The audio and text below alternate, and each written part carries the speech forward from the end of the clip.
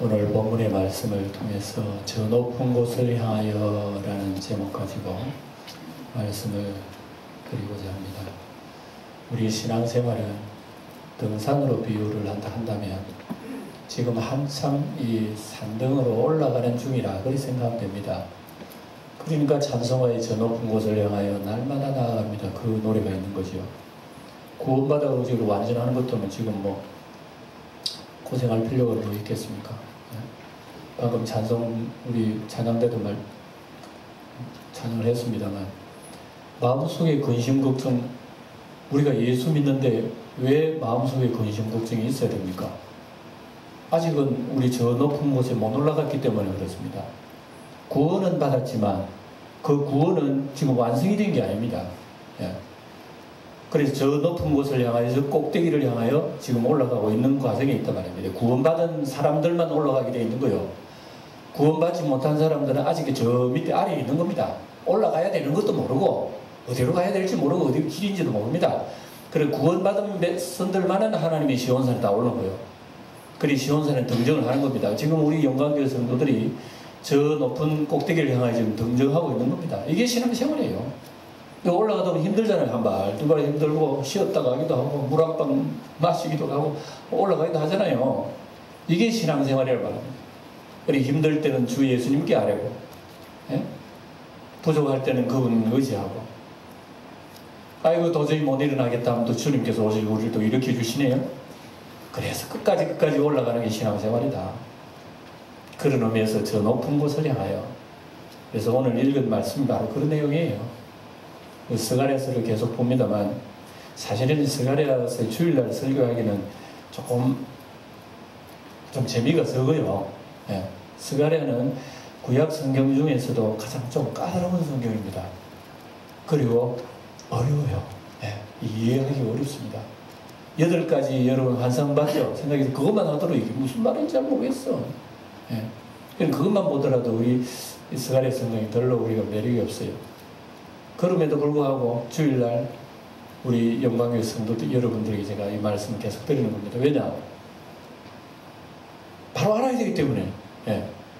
뭐 어렵다고 모르면 뭐 내버려 둘 수는 있겠지만, 그런데 신앙생활은 그게 아니에요. 신앙생활은 우리가 늘 보는 성경만 보는 게 신앙생활이 아니라고.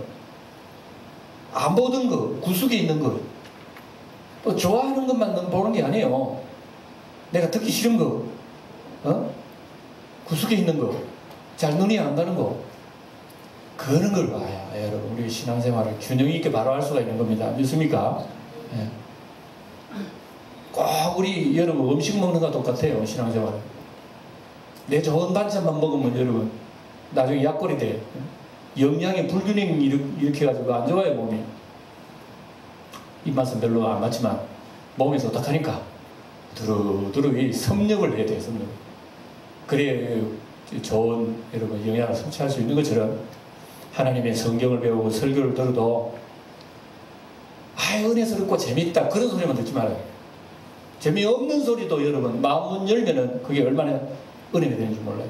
그러니까 스가랴 선지 같은 이런 거 구약에서도 아주 좀 별 재미없는 이런 소선지서 같은 경우에는요, 우리 성도들이 오래 예수를 믿어서 잘 읽지도 않는 그런 성경 중에 하나이지 않을까 생각합니다. 그래 이런 것을 도전해야 돼요. 막 파워 올라가야 되는 거예요. 그러면서 여기서 말씀하시는 하나님의 그 체치를 우리가 느껴야 됩니다. 이 어려운 성경을 통해서 하나님 무슨 얘기인가 그걸 알아야 됩니다.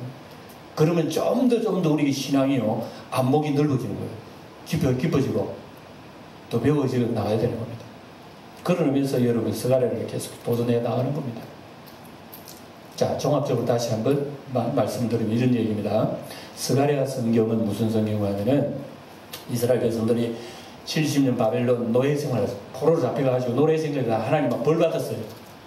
그 벌 받아가지고 70년 동안 노예 생활을 종살이 하다가 하나님이 때가 딱 되어서 해방을 받아왔어요. 70년 동안 외국에서 살아보세요. 사람들이 그 나라 사람 되겠어요? 안 되겠어요? 되지. 우리나라 사람은 옛날에 일제 36년간 압제를 당해 다 일본 사람이라. 말하면 전부 다 툭툭 튀나오는 게 일본말 튀나와. 지금도 일본말 막 하는 사람 있잖아요. 튀나오면 다.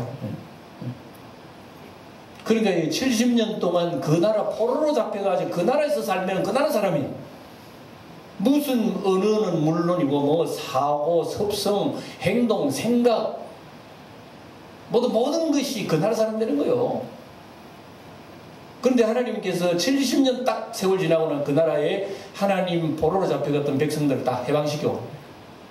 이스라엘 백성들은 믿음으로 오긴 왔지만 이거 뭐 몇 년 가지고 본토에 왔으니 어떻게 삽니까? 하나님께서 맨 먼저 하나님 성전을 지어라. 성전을. 그러니까 하나님께서 그들을 본국으로 다시 오게 하신 것은 성전을 지어가지고 하나님과의 관계 회복의 목적이 있습니다. 하나님 그걸 얘기하는 거예요. 그런데 70년 동안 그렇게 살다가 본국으로 돌아와서 성전을 짓는 일이 성전을 뭐 지으라 그런 게 짓긴 지어요. 그런데 성전 짓는 이면에 하나님이 원하시는 건 너 마음이 나에게 돌아오라 이겁니다. 우리가 이미 1장 3절에서 봤잖아요. 너희들이 돌아오라. 내가 너희에게 돌아가리라. 이미 돌아온 사람들 보고 하나님 돌아오래요. 왜냐? 마음은 안 돌아왔거든. 몸은 돌아왔는데 마음은 신앙은 아직도 안 돌아왔어. 우리가 만약에 예배당 다니면서 말입니다. 오늘 주일날 우리 하나님 말씀에 몸은 여기 와 앉아있어. 근데 마음은 아직도 저 세상에 방황하고 있다면 아직 하나님 앞으로 안 나온 거예요. 이해가 되죠? 이스라엘 백성들이 이랬단 말입니다. 거기다가 또 성전 짓는데 뭐 평탄하게 짓기만 합니까? 주변에 있는 족속들이 와가지고 막 방해를 하고 못 짓게 만들니까 성전이 깨져. 못 짓어. 그리고 성전 짓다가 그만둬버려. 이게 15년 세월, 20년 세월 지나버립니다. 그래, 폐허가 돼버리니까 성전이 거미줄 치고 먼지 쌓이고 막 그냥 여러분 비바람 치고 하는 건물이면 시큰해지고 막 보기 싫고 하나님의 집이 막 아주 형편없어요. 그런데도 이스라엘 백성들은 자기 혼자 잘 살라고 말이죠. 판벽한 집을 짓고 그렇게 자기들은 그렇게 생활을 영위를 하고 아주 즐겁게 산다. 이때 하나님께서 선지자를 보냅니다. 학계 선지자를 보내고 스가랴 선지자를 보내고 계몽을 하는 겁니다. 사람들에게 막 일어나라. 다시금 우리 일어나가 하나님의 성전을 지어야 된다. 계시를 말하고 환상을 얘기하고 막 이래요. 그러니까 이스라엘 백성들이 그때 또 이제 푹 일어나게 됩니다. 보통 어려운 거예요. 아니. 그러니까 이게 마치 여러분 등산하는 것 같아요. 저는 아무리 읽어도. 저 높은 꼭대기를 향해서 우리가 나아가는데 올라가는 그 길목에는 얼마나 방해들이 많은지. 그리고 예수님 처음 믿는 분들은 여러분 그걸 생각해야 돼요. 우리가 예수님을 믿고 하나님을 믿기 시작하면 방해 요소, 반대 요소, 우리를 잘못 믿게 만드는 요인들이 얼마나 많이 우리에게 다가오는지 몰라요. 뭐 성전을 지어서 믿음의 집을 쌓으려 그러면 반대자들이 와가지고 반대하고 방해하고 못 짓게만 그러다가 믿음 뚝 끊어져. 우리 이거 보잖아요. 우리가 영적인 현실입니다. 우리 교회 다니면서 신앙생활 하면서 이제 예수 믿고 이제 신앙생활 해야지 작정해보세요. 우리가 눈으로 보잖아요. 만 그분 한 석 달 정도 잘 나와. 뭐 어쩌다가 한 6개월은 잘 나와. 반드시 뚝 끊어지는 때가 있다는 걸 저는 막 너무나 확인합니다. 그래서 새신자가 열심히 믿고 잘 믿는 거 볼 때에 떨어질 날도 얼마 안 남았다. 마음이 느껴지게 돼요. 아니나 다를까 딱 떨어져. 뭐든지 주님을 위해서 살려고 딱 하면요 항상 보이지 않는 세력들이 우리를 방해합니다. 이게 옛날에 이스라엘 백성들의 그 역사나 오늘 우리 개인의 신앙생활의 그 형태가 똑같아요. 똑같으니까 하나님의 마음의 성전 건축을 바로 해서 나도 하나님 앞에 마음의 성전을 좀 반드시 지어드려야지 하면은요 반대자가 온다니까 못하게 해요. 생활 속에 뭐 자꾸 복잡한 일이 생기게 만들고 예수님 생각 못하게 만들고 아예 성전 생각 못하게 만들고 그러다가 보니 뭐 자꾸 그러다가 뚝 끊어져 버리고 도대체 진도가 안 나가. 진도가 등산에 끝까지 올라가야 돼. 그 진도가 안 가. 진도가 안 가. 가다가 주름이 커져 가다가 주름이 커져 주름이 언제까지 다 올라가면 그러나 여러분 이 성경은 그것으로만 그런 지적으로만 마친다면 우리에게 아마 소망이 없을 거예요. 그렇죠?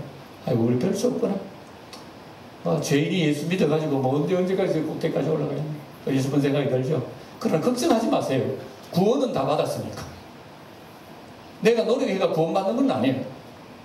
그러나 우리는 그때까지 우리 주 예수 그리스도의 그 기때까지는 올라가야 되는 거예요. 가다가 죽는 일이 있어도 올라가야 되는 거예요. 예. 그러나 그 의간에는 많은 방해들이 있다는 겁니다. 그러나 오늘 스가랴 선지자를 통해 가지고 올라가는 성도들에게 메시지를 줍니다. 이 메시지가 8가지 환상으로 나온 거예요. 이 환상은 굉장히 좋은 말씀입니다. 스가랴 성경은 어려운 성경이지만 우리 인류의 미래가 밝혀지는 그런 미래의 빛이 등불이 비춰주는 그런 성경이 스가랴입니다. 그래서 오늘 8장을 읽으면 8장 내용은 온통 뭔가 하면 세상 구원을 얘기합니다. 세상 구원. 하나님이 온통 세상을 구원할 거라고. 그래서 이제 그 과정을 하나님께서는 이렇게 표현을 하고 있다는 것이 오늘 우리 읽은 말씀이란 말씀입니다. 1절을 여러분 이렇게 얘기합니다. 보세요. 만군의 여호와의 말씀이 임하여 이루시되. 여기에 성경을 보면 이 짧은 구절 속에서 만군의 여호와의 말씀이니라 이런 말씀이 계속 도장 찍듯이 많이 나와요. 이것은 하나님이 분명하고도 분명한 하나님의 말씀을 재확인시키는 말씀입니다. 그래서 1절 2절에 보면 만군의 여호와가 이같이 말하노라. 내가 시온을 향하여 크게 뭐 한다고요? 질투한다. 하나님 질투한다요. 그를 위하여 크게 분노함으로 뭐 한다고요? 질투한다. 여러분 보세요. 여러분 질투해요 안 해요? 또 안 한다고 하는 사람도 있더라고요. 네. 난 질투 같은 거 안 한다고. 그건 자기를 몰라서 하는 소리예요. 사람은 본능적으로 질투가 있어야 사람이야. 네. 질투가 있기 때문에 결혼하는 거예요. 사실은요. 질투라고 하는 것은 사랑이 있기 때문에 질투하는 법입니다. 예? 사랑하는 자이기 때문에 질투하는 거야. 사랑하는 자가 아니면 뭔데 질투하겠어요? 질투도 없어요. 근데 사랑하는 자이기 때문에 질투해요. 예? 자식이 배신했다든지 남편이 배신했다든지 가까운 사람이 배신했다든지 믿었던 사람이 배신했다든지 그럼 질투가 나는 거예요. 그 질투하고 난 뒤에는 그 질투의 응답을 받는 거예요. 그 징벌을 받았다 합시다. 그 사람은 내 배신하고 가다가 심리도 못 가서 발등 깨져버린 거야. 예. 그러면은 여기 있는 사람이 아이고 발등 깨진 거는 고소한데 그 사람 다친 게 보니까 좀 안 좋다. 그게 사랑의 질투는 온전한 질투는 뭔가 하면요. 예? 죄는 미워하지만은 사람은 사랑하는 그게 질투란 말입니다. 예? 사랑하는 사람 배신해가 가다가 뭐 다쳐버린 그건 고소해. 그런데 사랑하는 사람 다치니까 또 한 마음으로는 안 됐어. 그게 질투란 질투. 하나님이 하나님의 백성을 사랑해요. 근데 사랑하는 하나님의 백성이 하나님을 던져버리고 다른 우상한 데 가버린 거예요. 하나님 질투하시는 거예요. 그래 질투에 벌을 내린 겁니다. 벌을 막 소낙비처럼 내려. 소낙비 내리다 보니까 하나님 마음이 찐합니다. 아이고 내 사랑하는 내 새끼들이 그래 고통합니다. 그래 봐라. 너희들 하나님 배신하고 그래 죄 짓고 그게 편하나 말이에요. 응? 그래도 철없는 하나님의 백성들을 그리고 하나님이 찾아가셨어. 또 데리고 옵니다. 가자 집에 가자. 데려가서 또 상처도 시키고. 하나님 말씀 잘 듣고. 여러분 우리가 호세아서를 우리가 지금 지나왔습니다만 너무 명백하잖아요. 하나님이. 예? 호세아의 아내가 고멜인데 고멜이 신부는 아주 안 좋은 여자예요. 예. 그런 안 좋은 여자를 자기 아내로 삼았다는 것은 우리가 하나님 백성 되는 거란 말입니다. 우리의 신부는 안 좋은 사람들입니다. 원래는 마귀를 따르던 아주 안 좋은 사람들 이런 신분을 끄집어 올라가지고 존귀한 존재로 세웠으면 우리가 여러분 뭐 신나다 그러고 하나님의 은혜를 감사하고 이래야 될 거 아니에요. 거지 같은 나를 끌어다가 왕자로 삼으시고 공주로 삼으시면 아이고 나는 천한 나를 이렇게 솔로몬의 아내를 삼으셨으면 얼마나 고마워. 근데 우리는 잘 그걸 몰라요. 근데 또 우리가 배신은 습성이 그런 습성이들은 또 배신을 가는 거예요. 좋은 남편 내버려 또 가버린 거예요. 그럼 그때는 죽어도 마땅해요. 근데 그 남편은 막 벌을 내린 거야. 나를 떠난 가시는 님은 심리도 못 가서 발병 막 나게 만들어버린 거예요. 그래 놓고 또 하나님 마음자 안 하시는 거예요. 이게 성경의 역사, 이게 성경의 역사요. 그래서 오늘 이 스가랴 얘기가 바로 그겁니다. 돌아와가지고 성전을 짓노라 마음은 안 돌아왔지. 마음은 하나님 상관없지. 그래 하나님께서 여러 가지로 이스라엘 백성은 보기 당장 멸망시키고 싶지만 그래도 사랑하는 이를 내가 어떻게 멸망시키고 있냐. 우리나라 말에 뭐 미운정 고운정이라고 하는 거 있잖아요. 사람 딱 보면 꼴을 보기 싫은데 돌았으면 그래도 정이 넘쳐. 이게 질투의 본질입니다. 질투의 본질. 하나님 아버지 질투의 하나님은 이런 하나님입니다. 우리가 하나님 뜻대로 못 살고 우상에 빠지고요. 하나님 시시하게 생각해버리면 질투하십니다. 그러나 거기에 대한 응징을 받을 때는 하나님께서 우리 긍휼히 여기신다는 겁니다. 그 긍휼히 여기시고 하나님은 긍휼히 여기시는데 하나님의 긍휼은 놀라워요. 왜 놀랍나 그러면은 미래까지 설계를 다 해버려요. 우리 사람은 예를 들어서 내 미워하는 사람 덩져버리면 뭐 그냥 어쩌다가 뭐 미워할 수도 있고 돌이킬 수도 있겠지만 그 이 미움의 대상에 대해서 여러분 무슨 꿈을 꿉니까? 안 꾸잖아요. 돌아오면 돌아오는 걸로 알고 뭐 고맙다 그러고 같이 사는 게지 사람은 말합니다. 그런데 하나님은 돌이켜놓고 이 질투의 대상을 이 미움의 대상 이 죄악의 대상을 향해서 하나님이 설계를 딱 하는 완전히 설계를 딱 해놓고 보여주는 거예요. 봐라. 너로 인해서 내가 이런 많은 것을 한다는 거예요. 이게 스가랴입니다. 스가랴. 그래서 우리가 스가랴서를 보면 이해하기가 어렵다는 게 바로 그거예요. 죄인을 벌주는 그런 얘기 같으면 이해하기 쉬워. 근데 왜 이렇게 하나님이 엄청난 소리를 이렇게 하시지? 이해가 안 되는 경우가 너무 많아요. 이건 이제 오늘 마지막 시대를 가리킵니다. 예수님을 통해서 세상 구원을 하신다고 하는 그런 내용들이 있는 겁니다. 그래 어쨌든 우리 하나님은 뭐 하시는 하나님이라? 질투하는 하나님이라는 걸 기억하세요. 여러분 주일날 하나님 앞에 사랑으로 예배를 안 드리고요. 주일날 자꾸 다른 데로 나가면요. 하나님 질투하셔요. 하나님 질투하시면 안 돼요. 언제나 하나님은 사랑으로 우리를 떨어주셔야죠. 질투하게 일으키면 안 됩니다. 하나님께서 날 안 사랑하고 나는 안 사랑하고 다른 사람만 사랑하면 우리가 하나님 질투나죠. 하나님도 그건 마찬가지예요.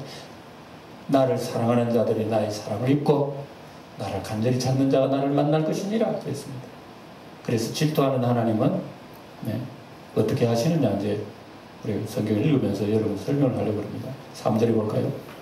여호와가 이같이 말하노라. 계속해서 여호와가 이렇게 내가 시온에 돌아와 그랬죠. 질투하는 하나님이 가버리셨어. 마음대로 해버리라 가버리셨어. 근데 돌아온다는 표현을 합니다. 하나님이 시온에 돌아와 예루살렘 가운데에 거하리니 내가 잘못해가지고 사랑하는 이가 떠나버린 거야. 근데 사랑하는 이가요 용서해 주시는 거야. 용서해 주는데 나한테 또 돌아왔어. 돌아오면 감지덕지 해야 되겠죠. 근데 이스라엘에서는 그런 마음이 없었습니다. 그래서 하나님이 다시 돌아와가지고 하나님 백성하고 거합니다. 함께 삽니다. 함께 사는데 이제 3절에 보면은 진리의 성읍이라 일컫겠고 만군의 여호와의 사는 성산이라 일컫. 이건 예언입니다. 예언. 뭐 예루살렘 성이 뭐가 잘 나가고 진리의 성읍이라. 그게 무슨 뭐가 잘나서 성산이라. 죄악의 산이지. 질투만 이렇게 죄악만 우상만 생겼던 것은 하나님 반역을 했던 그런 사람인데 하나님께서 내가 다시 돌아오면 진리의 성읍 성산을 일컫는다. 이건요 예언 먼 미래에 있을 예언입니다. 이것은 오늘 우리 시대를 얘기하는 겁니다. 예수님이 세상에 오셔서 하나님의 교회 시대가 이루어진다는 것을 이렇게 예언을 하게 된 겁니다. 그걸 얘기해요. 그래서 진리의 성읍이라. 그래서 구원과 진리의 복은 바로 유대로부터 난다고 성경이 말씀하고 있고 구원의 복은 교회로부터 나는 겁니다. 그래서 이제 하나님이 돌아오니까 예루살렘 거리가 살만해 이제는. 여러분 4절에 볼까요? 만군의 여호와가 이같이 말하노라. 예루살렘 거리에는 늙은 남자들과 늙은 여자들이 다시 앉을 것이라. 다 나이가 많음으로 저마다 손에 지팡이를 잡을 것이요. 5절 그 성읍 거리에 소년과 소녀들이 가득하여 거기에서 뛰놀리라. 보세요. 4절 5절을 이걸 종합해보면 사회가 아름다워. 노인들이 있고 어린아이들이 뛰놀고 아름다워요 안 아름다워요? 여러분 사회는요. 여러분 저를 보세요. 지금 이렇게 표현하는 것은요. 하나님 아버지가 긍휼로 돌아오셔서 인간으로서의 사는 세상을 만든다 그 얘기입니다. 그걸 이렇게 여러분 이렇게 표현을 한 겁니다. 시적으로. 하나님이 다시 돌아오면 노인들이 지팡이 잡고요. 끼리끼리 또 얘기 담소도 나누고 또 거기에다가 어린아이들이 뛰놀고 이런 어린아이와 노인들의 인구가 균형을 일으켜가지고 조화를 이루는 그 세계를 하나님이 이룬다는 얘기입니다. 어느 사회, 어느 시대, 어느 국가 없이요 인구가 균형이 안 맞으면 저주입니다. 남자가 전쟁이 일어나면 남자들은 다 죽어요. 대부분. 그 여자들은 많이 남아. 균형이 여자들이 훨씬 많고 남자 적으면 이건 불안전한 사회입니다. 저주가 안 돼요. 또 오늘날 우리 시대처럼 어린아이들은 안 나. 근데 노인 시대가 많아져 버려. 네? 이거 균형이 역삼각이 되면 이게 저주예요, 저주. 그런데 주로 이제 우리 사회학자들 얘기가 다이아몬드형이 이상적이래요. 다이아몬드형. 어린아이부터 작년에 올라가면 이제 숫자가 팽창해지다가 그부터 이제 노인까지 꺾여 올라가는 이게 이 다이아몬드형 이게 정상이에요. 그래서 조화가 돼요. 어린아이, 노년, 청년 조화가 되는데 이게 조화가 안 되면요 한쪽은 많아지고 한쪽은 적어지고 이런 게 이스라엘 백성들이 전쟁이 일어났을 때 이스라엘은 그렇게 살 곳이 못 되는 거예요. 근데 하나님이 돌아오셔서 회복이 되는 거예요. 노인들은 노인대로 아름답고요. 어린아이들은 어린아이대로 뛰어논다. 골목에서 뛰어논다 그랬잖아요. 우리나라는 이걸 볼 때 여기에 거리가 좀 있습니다. 미안하지만. 우리나라는 지금 어린아이 인구들이 잘 나질 않아요. 노인들이 늘어난 게 아니라고 나는 생각해요. 노인들은 보통이야 그냥. 근데 어린아이 숫자가 줄어드니까 역삼각이 되는 거예요. 그나마 어린아이들도 있는 어린아이들도 골목에서 뛰어노는 아이들이 어디 있어요? 오늘 성경에 보니까 골목에서 뛰어노는 아이들이 있는 그 사회가 복 있는 사회예요. 예. 내 아이들은 요즘 골목에 못 뛰어놀아. 왜냐? 학원, 무슨 뭘 배워야지. 맨날 여러분 학교만 갔다 왔다 하면 아이들 뛰어놀 시간이 없어. 이제 꼴볼 기는 시간부터 어린아이 집에 가는 거예요. 이제. 그때까지 해서 막 계속 투쟁의 이 사회 속에 섞여서 아이들이 배움의 교육의 지옥 속에 살잖아요. 우리 사회가. 하나님이 원하는 사회 아니올시다 지금 우리 사회가요. 성경을 볼 때. 하나님이 원하는 사회는 배움도 있지만 평화도 넘친다 말입니다. 예. 그래서 세계에서 가장 여러분 그 복지 사회가 잘 되고 삶의 주거 환경이 잘 된 데는 뭐 스웨덴 이런 나라들은요. 자유로우면서 아이들이 자유로우면서 알짜 교육을 배우고 어쨌든 사회가 우리 성경이 얘기하는 복지가 가까워요. 예. 하나님이 돌아오시면 이런 사회가 되는데 그런데 이스라엘 백성들이 이 스가랴의 예언을 듣고 이거 혀를 차는 거예요. 이런 사회가 어디 있어? 어디 있어? 이라는 거예요. 이상하다. 이런 사회가 있나? 사람들이 전부 다 의아하게 생각합니다. 근데 하나님께서 왜 의아하게 생각하느냐? 의아하게 생각하지 말라. 그런 것은 하나님 보통이다 그럽니다. 하나님의 능력으로는 그런 일은 보통이야. 그런 사람들이 이상해. 그거 희한한 그런 사회가 있네. 그래 여러분 우리가 예수님 믿고 나중에 하나님 나라 완전히 이룰 그때는 구원이 완전히 이룰 때는 세상이 진짜 살만한 세상이 된다는 걸 믿으시기 바랍니다. 성경에 약속을 해놨습니다. 우리 그때 그 정상을 바라보면 지금 저 높은 곳에서 나아가고 있다는 걸 여러분 믿으시기 바랍니다. 예. 지금 우리 신앙생활하기 힘들지만은 우리가 그런 소망과 꿈을 가지고 지금 살아가고 있는 것입니다. 예. 그래 여러분 6절을 볼까요? 네, 6절에 보면 이런 얘기 나옵니다. 만군의 여호와가 이같이 말하노라. 이 일이 그날에 남은 백성의 눈에는 기이하려니요. 기이하다는 것 말씀 그런가 봐요. 진짜나? 그런 사회도 있나? 뭐 이런 얘기입니다. 기이한 일이라. 려니와 내 눈에야 어찌 기이하겠느냐. 만군의 여호와의 말이니라. 이 말씀은요. 너희들은 기이하다 생각할지 모르지만 하나님은 그런 일 만드는 거 아무것도 아니야. 그래 우리가 세상에 살기가 여러분 어렵고 힘들고 뭐 전염병이 돌고 불안하고 뭐 그렇지만요. 하나님이 평화로운 세상은 하나님께서는 그 어려운 거 아닌 거예요. 그렇게 만드는 하나님의 세상을 지금 우리에게 스가랴를 통해서 지금 조명을 해주는 거예요. 하늘에서 쫙 봐라. 지금 하늘에서 변화상이 지금 보이지. 예?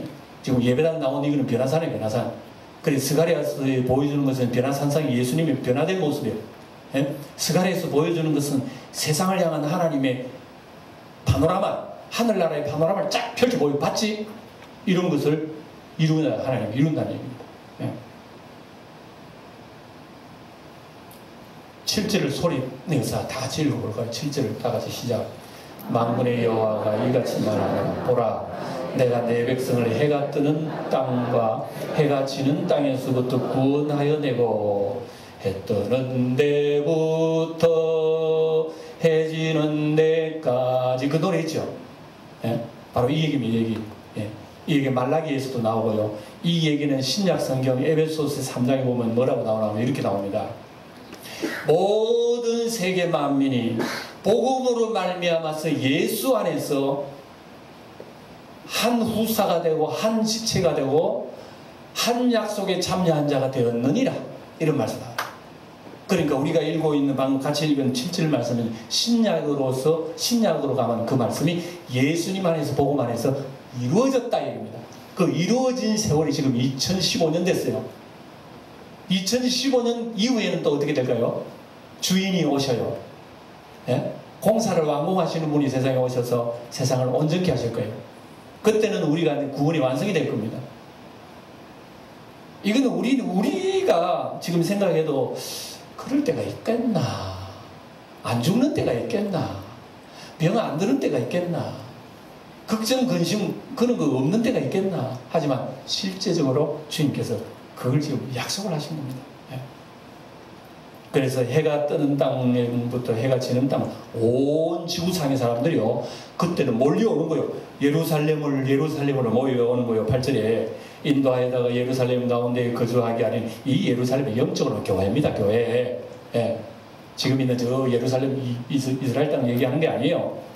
그들은 내 백성이 되고 나는 진리와 공의로 그들이 하나님이 되리라 하면서 오늘 우리 8절까지 읽었습니다만, 그 뒷절 내용도요, 같은 내용으로 계속 되풀이되어지고 있는 그런 놀라운 말씀이에요. 우리 쭉 한번 볼까요? 예? 건너뛰어 가가지고요, 20절을 한번 보고 20절에 넘겨보세요. 이런 말씀 나와요. 예? 설교는 하나님의 말씀을 우리 정확하게 듣는 겁니다.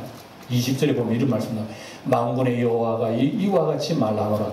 다시 여러 백성과 많은 성읍의 주민이 올 것이라.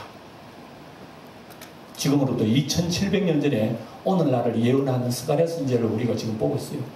그리고 21절에 이 성읍 주민이 저 성읍에 가서 이르기를 우리가 속히 가자, 만군의 여호와를 찾고 여호와께 은혜를 구하자 하면 나도 믿자, 나도 교회 나가자 한단 말이에요, 사람들이. 그래서 많은 백성들이, 강대한 나라들이 다 교회로 몰려오고 만군의 여호와를 찾고 하나님의 은혜를 구하는 시대가 올 것이다. 예수님 이후에 성령 강림으로 2000년 지난 지금 시대는 여러분 어마어마한 시대입니다. 예. 23절에 볼까요? 만군의 여호와가 이와 같이 말하노라. 그날에는 말이 다른 이방 백성 10명이 유다 사람 하나의 옷자락을 잡을 것이라. 곧 잡고 말하기를 하나님이 너희와 함께 하심을 들었나니 우리가 너희와 함께 가려 하노라 하리라 하시니라. 온 세계 만방 백성이 유대 땅 예루살렘 태어나신 예수님을 따라오는 그 사람들이요.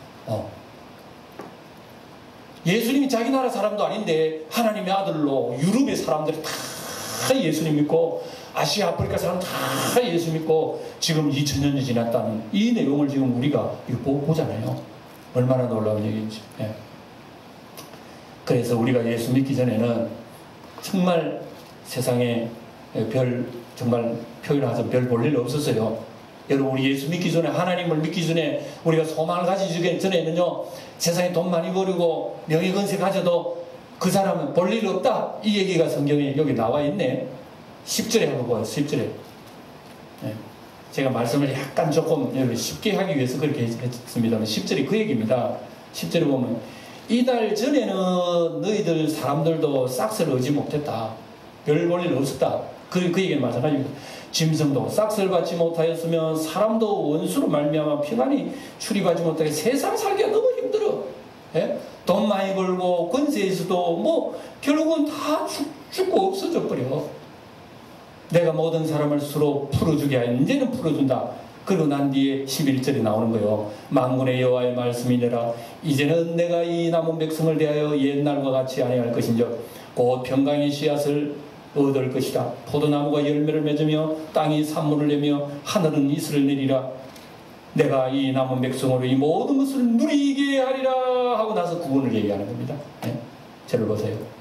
그래서 스가랴 성경이 이런 의미에서 우리가 그냥 읽으면 읽기가 좀 어려운 성경이 해석하는 겁니다.